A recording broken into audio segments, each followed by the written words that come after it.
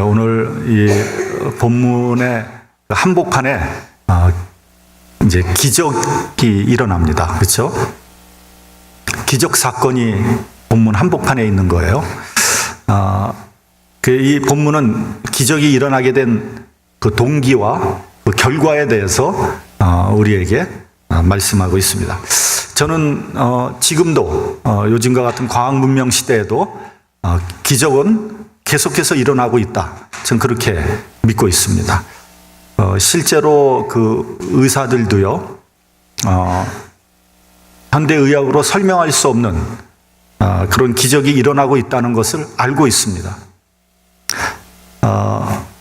예를 들면 도무지 고칠 수 없는 병, 길어야 1년, 그렇지 않으면 한 6개월밖에 살지 못하는 사람이 병이 깨끗하게 씻은 듯이 낫게 되는 그런 경우를 보게 되죠. 실제로 그 치명적인 암으로 시한부 선고를 받은 사람도 통계적으로 약 5% 정도는 아무런 이유를 설명할 수 없이 병이 낫는다고 합니다. 우리는 이것을 이제 기적이라 이렇게 얘기를 하죠. 암에 대해서 얘기 나와서 한번 말씀을 한번 나눠보도록 하죠. 저는 의사가 아니라서 제 말이 틀릴 수도 있습니다. 근데 여러분 의사라고 다 알겠어요? 다 알면 다 고치게요? 그래서 사실은 의사가 우리들보다 조금 더 많이 알고 있는 것 뿐이에요. 저는 지금 영적으로 말씀드리고 있는 겁니다. 누구나 다 암세포가 있다는 거예요. 평상시에도. 그런데 다만 우리가 건강할 때는 면역 체계가 활발하기 때문에 암이 꼼짝을 못하고 있는 거죠. 근데 우리의 몸이 약해지면서 우리의 면역 체계가 약해지면 암이 활동을 하게 되겠죠. 그러면 암이 나타나게 되는 거예요. 그리고 다시 우리가 건강해져서 우리 면역 체계가 회복이 되고 강해지면 암을 이길 수 있는 거죠. 그리고 혹시 우리 몸속에서 암을 이길 수 있는 물질을 우리 몸이 스스로 생성해낸다면 암을 극복할 수 있게 되는 거 아니겠습니까?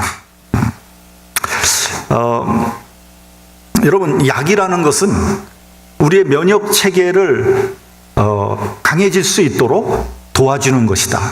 전 그렇게 보고 있습니다. 여러분, 신약이라는 게 뭡니까? 그 병균을 이길 수 있는 물질을 어떤 뭔가를 발견하는 거예요. 발견하는 것. 어떤 없는 거를 새로운 거를 발명하는 것이 아닙니다. 그것은 이미 다 있었던 거예요. 네. 여러분, 해 아래 새 것은 없는 것입니다. 그런 면에서 볼 때 기적이라는 것도 사실은 그 이전에 다 있었던 겁니다. 네. 우리가 몰랐던 것뿐이죠. 여러분, 기적이 자꾸만 반복되어서 그것이 일상화되면 그걸 뭐라 그래요? 그걸 상식이라 그러는 거예요. 예를 들면 우리가 매일 숨을 쉬면서 살아가고 있죠. 이건 상식도 아니죠. 이건 너무나 당연한 거죠. 근데 여러분, 그것을 가만히 생각해 보면 그것도 하나의 기적이에요.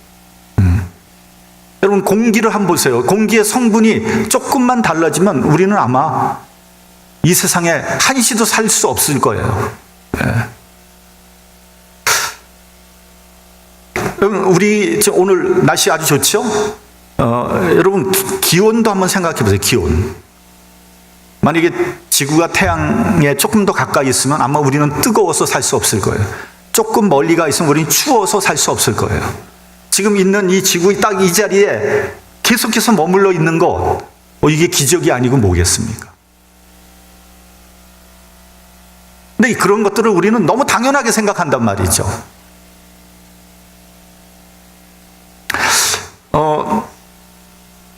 지금 대기권이 있으니까 우리가 살고 있는 거예요. 대기권이 이 구멍이 뚫린다고 그러면은 이상한 알파선, 감마선, X선, 적외선, 자외선 그 이상한 빛들이 인체 해로운 빛들이 들어와서 아마 생물은 살 수 없게 될 겁니다. 지금 지구 온난화 이게 기온이 상승해서 남극과 북극의 오존층이 구멍이 뚫렸다는 거 아닙니까? 이게 심각한 문제를 야기하고 있다는 거 아닙니까?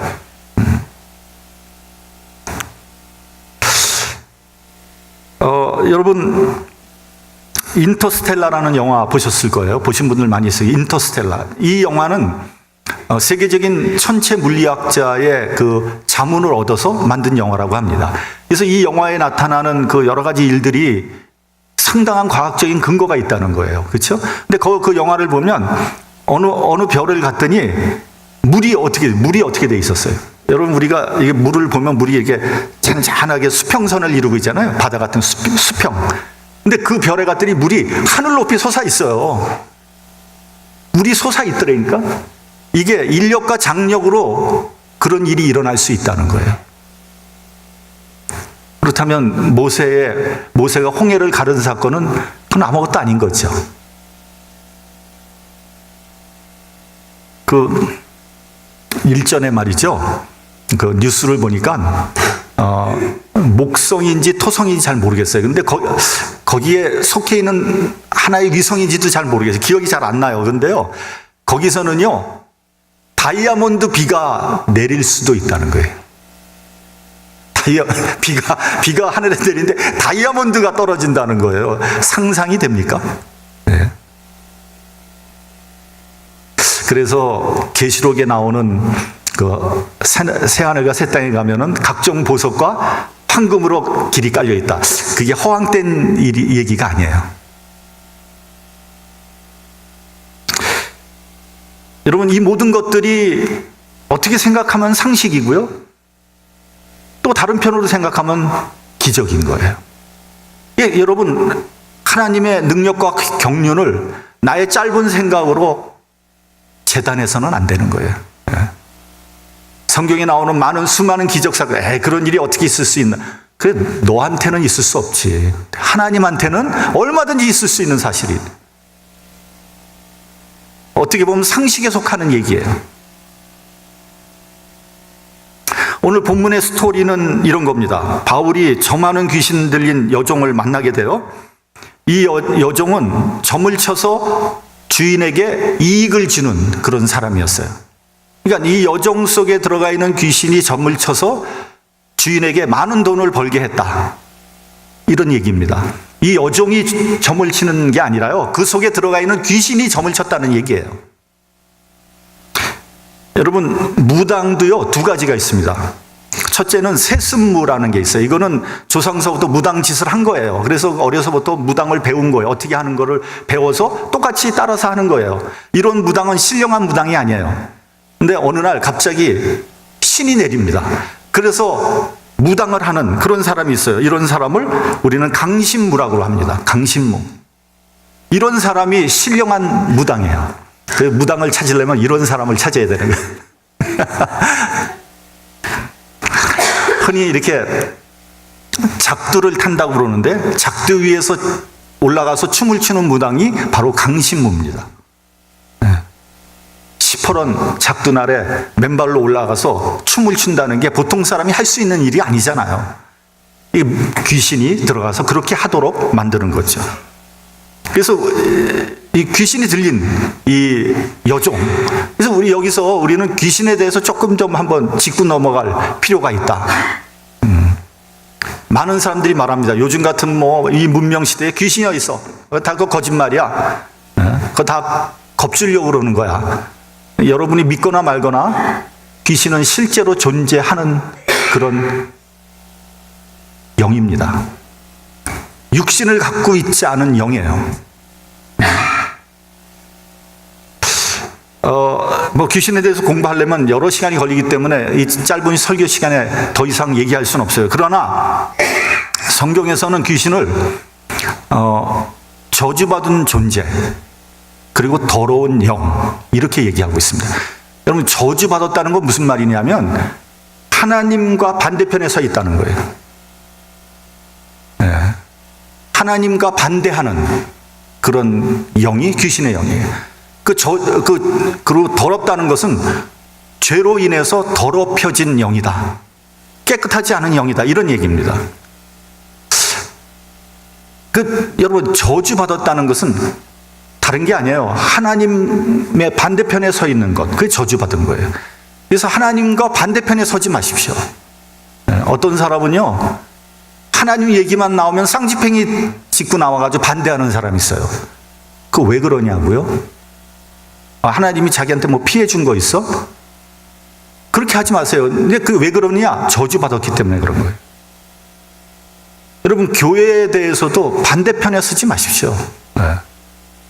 물론 교회가 잘못한 거 있고 교회가 비판받아야 또 될 일이 분명히 있지만, 어떤 사람은 교회 얘기만 나면 괜히 열내고 그냥 반대편에 서서 얘기하는데, 뭐 교회가 자기한테 뭐 피해 준 거 있어요? 네.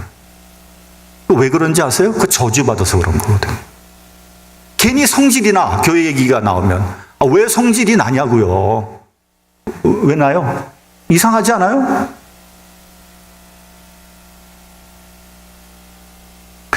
나는 교회를 핍박하는 사명을 띠고 태어났다, 뭐 이렇게 생각하는 사람도 있는 것 같아. 왜 그러냐고요. 그렇죠? 그럴 이유가 전혀 없잖아요. 저주받는 편에 서면 안 돼요. 이사야서 1장 18절을 보면 이런 말씀이 나옵니다. 너희 죄가 주홍 같을지라도 눈과 같이 희어질 것이요 진홍같이 붉을지라도 양털같이 되리라. 죄가 깨끗하게 사해진 상태를 양털 같다 혹은 눈과 같다 이렇게 표현을 한 거고요. 아직도 죄로 물들어 있는 그런 상태를 진홍 같다, 주홍 같다 이렇게 표현을 한 겁니다. 성경을 보면요, 귀신은요 보통 사람의 몸속에 들어가서 활동을 합니다. 그것을 귀신 들렸다 이렇게 얘기를 하는 거예요. 귀신이 들리는 이유는 여러 가지가 있습니다. 그 원인은 여러 가지가 있어요. 근데 대충 이제 이렇게 몇 가지를 분류를 해보면, 첫 번째가 죄를 지을 때 귀신이 들어가요. 그러니까 죄를 지으려고 막 짓는 사람, 그리고 죄를 지으려는 마음을 가지고 있을 때 귀신이 들어오기 쉽다는 거예요. 성경에서는 마귀가 가룟 유다에게 예수를 팔 마음을 집어넣었다 이렇게 돼 있거든요. 그래서 여러분, 귀신은 죄와 깊은 관계가 있는 거예요. 둘째로는 근심 걱정이 많을 때, 과도하게 근심하고 걱정할 때, 불안할 때, 고민을 너무 많이 할 때, 그럴 때 귀신이 들어와요. 세 번째는 심약한 사람에게 귀신이 들어가는 거예요. 그리고 너무 상처받을 때, 너무 슬퍼할 때, 이럴 때 귀신이 들어오는 거예요. 여러분, 일단 귀신이 들어오면은요, 내 안에서 영적인 전쟁이 일어나는 거예요. 나의 자아와 귀신의 영이 서로 주도권 싸움을 하는 거예요. 근데 대부분 내가 집니다. 내가 지기 때문에 귀신이 들어온 거거든요. 이 귀신에 억눌리는 거죠. 억압을 받게 되는 거예요. 물론 내가 그 귀신의 영을 극복하면은 귀신이 쫓겨나가는 거죠. 근데 대부분 그렇지 않습니다. 심지어는 귀신에게 극도로 억압받는 그런 경우도 종종 있습니다. 그게 성경에 나오지 않습니까? 성경에 보면은 무덤가에 기거하는 사람 나오잖아요. 이 사람은 쇠사슬로도 제어가 안 되는 거예요. 쇠사슬도 여러 번 끊고 고랑도 다 깨버렸어요. 그리고 늘 소리를 지르고 돌로 자기 몸을 막 상하게 하는 거예요. 이 제정신이 아닌 거죠. 극도로 억압되어 있는 모습이에요. 이런 귀신을 예수께서 내쫓아 주셨어요. 또 군대 귀신 얘기도 나옵니다. 이 군대 귀신이라는 건 많은 귀신이 한 사람 안에 들어가 있는 거예요. 그래서 예수께서 그 귀신을 쫓아내시면서 돼지떼에게로 들어가기를 허락하니 한 2,000마리가 넘는 돼지떼가 내달아서 바다에 빠져들어가 몰살했다. 이런 말씀이 나오지 않습니까?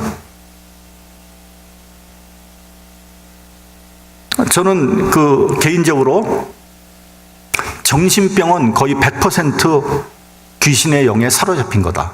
저는 그렇게 생각을 합니다. 정신병에 든 사람들은 대부분 환청을 듣는 사람이 많아요. 그리고 환시를 보는 사람이 많아요. 그러니까 뭔가를 듣고 뭔가를 보는 거예요. 그래서 여러분, 이렇게 사람들이 나는 예수님 말씀을 들었다, 혹은 환상으로 봤다. 이거 굉장히 조심해야 되는 거예요. 굉장히 조심해. 그게 정말 예수님으로부터 온 것인지 아니면은 귀신의 영으로부터 온 것인지 그걸 분별할 줄 알아야 돼요. 무조건 들렸다 해서 난 들었다. 듣긴 뭘 들어요. 잘못 들은 거지. 그런 일들이 너무 많아요. 전 그런 경험을 많이 했어요.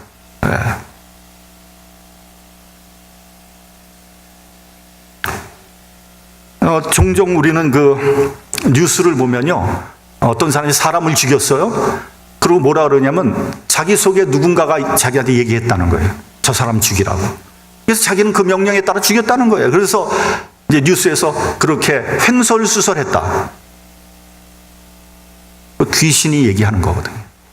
심하게 귀신에게 억압되어 있는 그런 상태를 얘기하는 겁니다. 이런 것들은 다 성경에 나와 있는 얘기를 하는 거예요, 제가. 엉뚱한 얘기를 하는 게 아닙니다. 귀신을 내쫓는 방법은 두 가지가 있습니다. 첫째는 영적인 능력이 뛰어난 사람이 예수 그리스도의 능력으로 쫓아내주는 거예요. 이런 경우에는 반드시 사후 관리를 해야 돼요. 그 사람 영혼에 다시 귀신이 틈타지 못하도록 해줘야 됩니다. 자아를 회복할 수 있도록 해주고요. 하나님 말씀으로 채워서 그 영혼이 강건하게 해줘야지 이 사람이 바로 설 수 있는 거예요. 그렇지 않으면 오히려 역효과가 나는 경우들이 있습니다. 성경 마태복음 12장 43절에 45절을 보면 이렇게 말씀하고 있습니다. 더러운 귀신이 물 없는 곳으로 다니며 쉬기를 구하되 얻지 못하고 내가 나온 내 집으로 돌아가리라 하고 와보니 그 집이 비고 소재되고 술이 되었거늘 이에 가서 저보다 더 악한 귀신 7을 데리고 들어가서 거하니 나중 형편이 전보다 더욱 심하게 되느니라. 그러니까 귀신 내쫓아줬는데 나중에 보니까 더 심하게 됐어. 이건 사후 관리가 안 된 거예요. 귀신 내쫓아주는 게 능사가 아니라 그 사람이 바로 설 수 있도록 만들어줘야 되는 거예요. 둘째로 신앙과 상담을 통해서 귀신에게 억압되어 있는 자아를 회복할 수 있도록 지속적으로 돌봐주는 거예요. 이건 시간이 많이 걸리지만 사실은 이 방법이 제일 좋은 방법입니다. 여러분, 한 번 들어온 귀신은 웬만해서 안 나갑니다. 잘 안 나가요. 이게 여러분, 이게 뭐가 같냐면은 마치 불법 체류자 같아요. 불법으로 거주하는 거야. 나가라면 나가겠어요? 나 못 나가. 그럴 거 아니에요. 똑같은 거예요. 그래서 내쫓아야 되는 거예요. 그런데 내 육신 안에 들어와 있기 때문에 내 능력으로 쫓아내기는 굉장히 어렵습니다. 그래서 하나님의 능력을 받은 사람이 쫓아내줘야 돼요. 그 아까도 말씀드렸지만 쫓아낸 후에도 지속적으로 신앙생활 잘할 수 있도록 옆에서 도와줘야 돼요. 자, 오늘 본문을 보면 바울은 저 많은 귀신 들린 여종을 만납니다. 이 귀신 들린 여종이 쫓아와서 소리를 지르기를 어떻게 지르냐 하면 이 사람들은 지극히 높은 하나님의 종으로 구원의 길을 너희에게 전하는 자라. 말인즉슨 옳은 말이에요. 근데 그렇게 여러 날 하는 거예요. 만나기만 하면 그 말을 하는 거예요. 바울이 심히 괴로워하다가 예수 그리스도의 이름으로 귀신을 내쫓으니 귀신이 즉시 나갔다. 이렇게 말씀하고 있습니다. 바울이 심히 괴로워했다. 저는 한 3가지 정도로 생각할 수 있다고 봅니다. 첫째는 귀신 들린 사람의 증거가 아무리 옳더라도 바울은 그런 증거를 원하지 않았어요. 귀신의 증거를 원하지 않았어요. 둘째는 만약에 이 사람의 귀신을 내쫓아주면은 좋지 않은 일이, 상당히 곤란한 일이 생길 것은 뻔한 이치이기 때문입니다. 왜냐하면 이 집주인이, 이 여종이 점쳐줘가 돈 많이 벌었거든요. 근데 귀신 내쫓아주면 이 주인이 돈을 못 벌잖아요. 그럼 가만히 있겠습니까? 상당히 어려운 문제가 생길 것이라는 걸 이미 알 수 있는 겁니다. 셋째로는 그럼에도 불구하고, 이렇게 가장 중요한 거예요. 그럼에도 불구하고 그 여종의 그 살려달라는 내적인 아우성을 들은 거예요. 이 여종이 사실은 너무 괴로운 거예요. 아니, 여러분, 귀신이 들려서 점치는 게 본인이 좋겠습니까? 돈도 자기가 못 벌잖아요. 돈은 다 주인이 가져가고 자기는 전부 보고 싶겠어요? 자기도 싫은 거예요. 그러나 귀신의 억압을 받았기 때문에 억지로 하는 거예요. 그러니까 이거 똑같은 거예요. 여러분, 귀신 들려서 무당 짓을 하는 사람들이 처음에는 안 하려고 굉장히 노력합니다. 그렇죠? 신이 내려서 근데 무당을 안 하려고 해. 근데 그러면 어떤 일이 일어나죠? 몸이 아파요, 몸이 막 죽을 듯이 아파요. 그걸 뭐라 그러냐면 무병이라고 하죠, 무병. 그래서 이게 내 팔자구나 하고 무당 짓을 하고 있는 거예요. 좋아서 하는 게 아니에요, 여러분. 여러분, 우리는 성령을 받으면 기쁘고 감사하고 막 감격해가지고 뭐 할렐루야 난리치는데 무당신을 받으면 괴로운 거예요. 하기 싫은 거예요. 여러분, 무당이 자기 자녀한테 너도 무당해라 이런 사람이 그런 사람 없어요. 자기가 괴로우니까, 괴로움을 당하니까. 근데 성령 받으면, 그래서 목사 되면 자식아 너도 목사해라 그러잖아요. 너무 좋으니까. 우리 아들들은 목사를 안 하려고 그래. 근데 너 목사라 했더니 You crazy?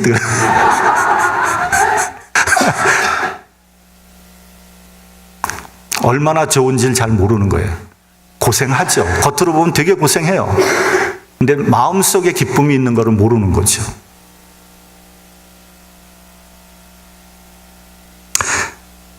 아닌 게 아니라 사단이 벌어졌어요. 본문 22절을 같이 봉독하겠습니다. 본문 22절.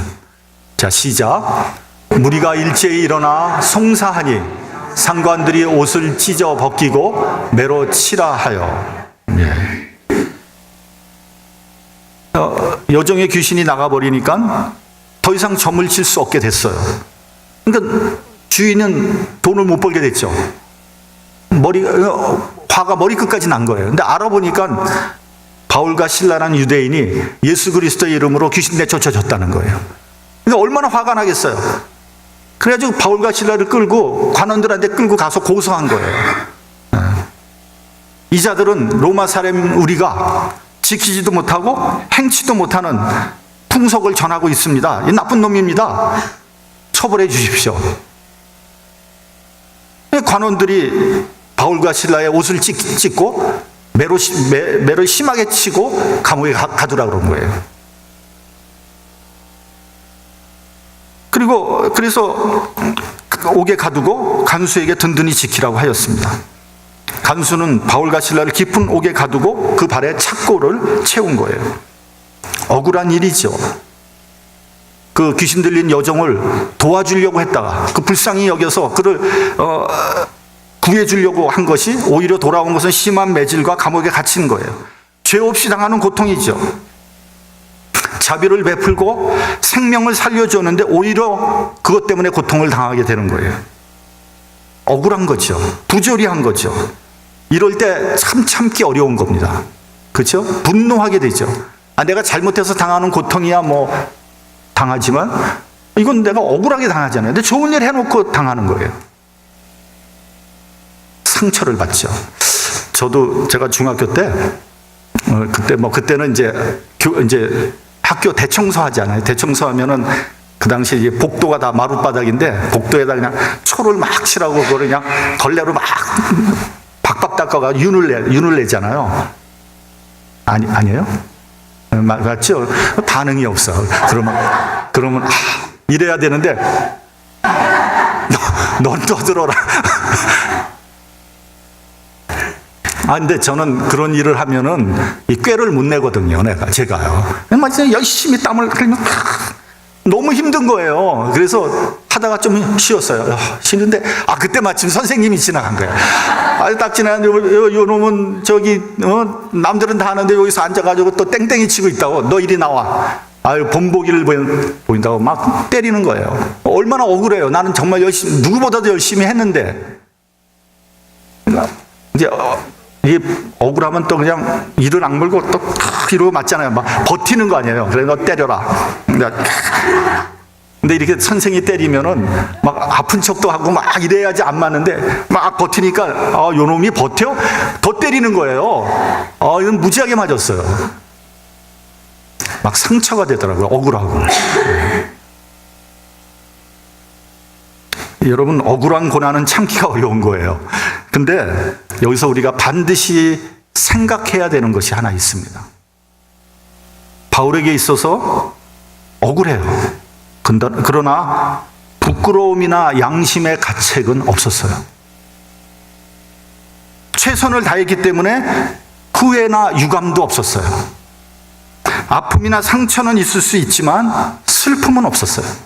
여러분, 슬픔과 아픔은 다른 얘기예요. 요즘에는 슬픔은 있어요. 근데 아픔은 없어요. 가슴이 아픈 거 이런 건 없어요. 그냥 슬프기만 해. 이게 문제예요. 바울은 매를 많이 맞았어요.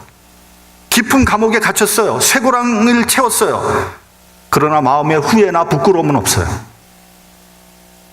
이것이 중요한 겁니다. 여러분, 세상 사람들은 돈 많이 벌어요. 돈에 눈이 혈안이 돼 있어요. 많이 벌었어요. 출세했어요. 근데 어떤 사람은 부끄러워서 얼굴을 들 수 없어요. 자기 자식한테 어떻게 돈 벌었다고 얘기를 못해요. 그런 돈은 자식도 원하지 않아요. 세상적으로는 성공했는데 성공했다고 떳떳하게 말할 수가 없어요. 오히려 어떤 사람은 실패했는데 난 떳떳이 실패했다고 얘기하는 거, 그것이 훨씬 더 행복한 거예요. 여러분, 인생의 보람이나 행복은요, 부끄러움이 없어야 되는 거예요. 사도 바울은 빌립보서에서 이렇게 말씀하고 있습니다. 기대와 소망을 따라 아무 일에든지 부끄럽지 아니하고 살든지 죽든지 내 몸에서 그리스도가 존귀 되게 하려 한다. 얼마나 멋있는 말씀입니까? 부끄럽지 않다는 거예요. 난 최선을 다했다. 다만 그리스도가 나를 통해서 존귀하게 되면 난 그거로 만족한다. 내가 살건 죽건 내가 고난을 당하건 그건 중요한 문제가 아니다. 이런 얘기 아니겠어요? 저는요, 그리스도라면 세 가지가 부끄럽지 말아야 된다고 저는 생각합니다. 첫째는 남 부끄럽지 않아야 돼요. 남 보기에 부끄럽지 않아야 돼, 우리 그리스도인들이. 네. 다른 사람 보기에 부끄러운 짓 하면서 나 예수 믿는다 이렇게 얘기할 수 있습니까? 거짓말하고 사기치면서 나 교회 다닌다 이렇게 얘기할 수 있습니까? 그 하나님께 영광이 되지 않잖아요. 둘째는 자기 자신에게 부끄럽지 않아야 돼요. 이게 좀 어려운 문제예요. 남들이 보기엔 깨끗하고 정직하고 거룩해 보이는데 정말 내 스스로 생각하기에 내가 그런지 한번 생각해 볼 일이잖아요. 셋째로는 하나님 보시기에 부끄럽지 않아야 돼요. 하나님 보시기에 부끄럽지 않는 것은 내가 최선을 다했을 때 할 수 있는 말이에요. 앙불개어천 이렇게 얘기하잖아요. 내 하늘을 우러러 부끄럽지 않다. 근데 여러분, 하나님 앞에서 부끄럽지 않은 사람이 어디에 있겠습니까? 그러나 이 말은 무슨 말이냐 하면은 내 마음속에 항상 나는 하나님 앞에서 산다 하는 마음을 늘 갖고 살아야 된다, 이런 얘기입니다.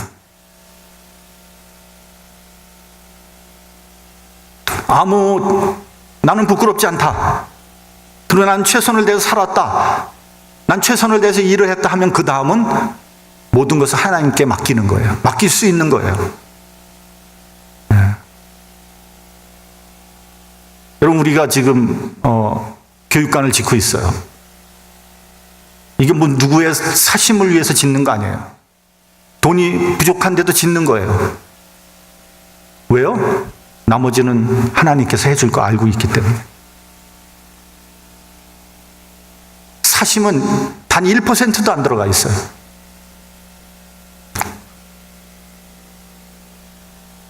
사도 바울은 특별히 한 심령을 살리기 위해서 위험을 무릅쓰고 최선을 다했어요. 부끄럽지 않았어요. 한 영혼을 구원하기 위해서, 복음을 위해서, 그리스도를 위해서 고난을 당한 거예요.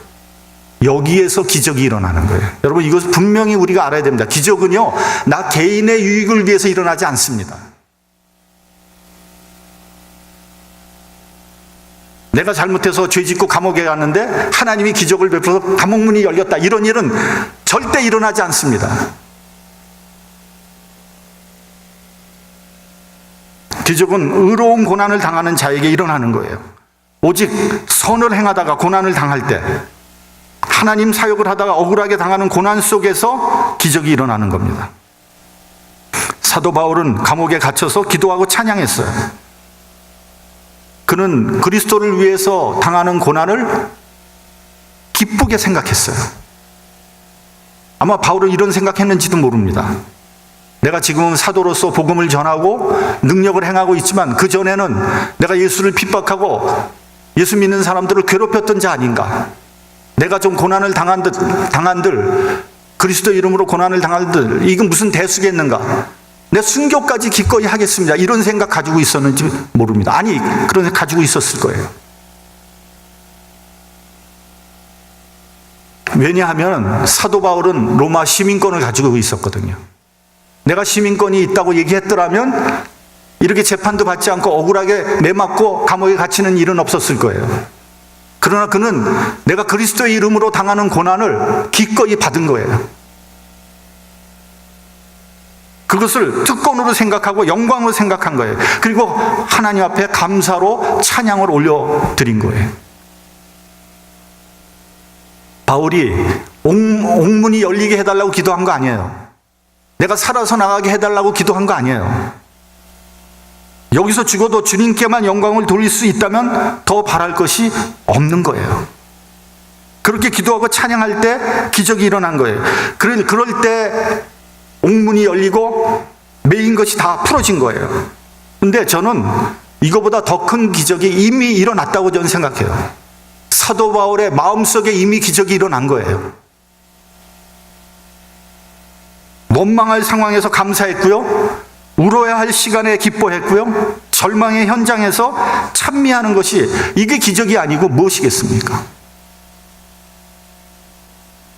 그 옥문이 열린 것을 보고 간수가 자결하려고 하죠.